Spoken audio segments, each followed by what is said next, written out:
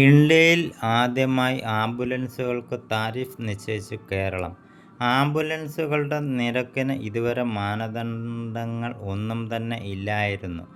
Ambulance ഉടമകളുടെ സംഘടനയുമായി നടത്തിയ ചർച്ചകളുടെ അടിസ്ഥാനത്തിൽ മിനിമം നിരക്കും അധിക കിലോമീറ്ററിന് ഈടാക്കാവുന്ന നിരക്കും തീരുമാനിച്ചിട്ടുണ്ട്.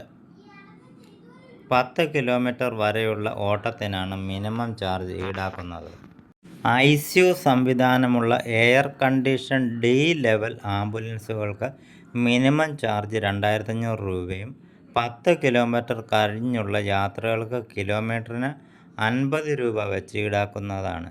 ഇത്തരത്തിൽ വെന്റിലേറ്റർ ഉൾപ്പെടെയുള്ള സംവിധാനമുള്ള ആംബുലൻസുകൾക്ക് വെയിറ്റിംഗ് ചാർജായ മണിക്കൂറിന് 350 രൂപ വെച്ച് ഈടാക്കാനും അനുമതി നൽകുന്നുണ്ട്.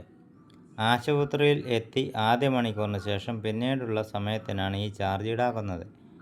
ട്രാവലർ പോലുള്ള വാഹനങ്ങളിൽ ഒരുങ്ങിയിട്ടുള്ള എയർ കണ്ടീഷൻ സംവിധാനവും ഓക്സിജൻ സിലിണ്ടറുമുള്ള ആംബുലൻസുകളെ സി ലെവൽ ഗണത്തിലാണ് ഉൾപ്പെടുത്തി.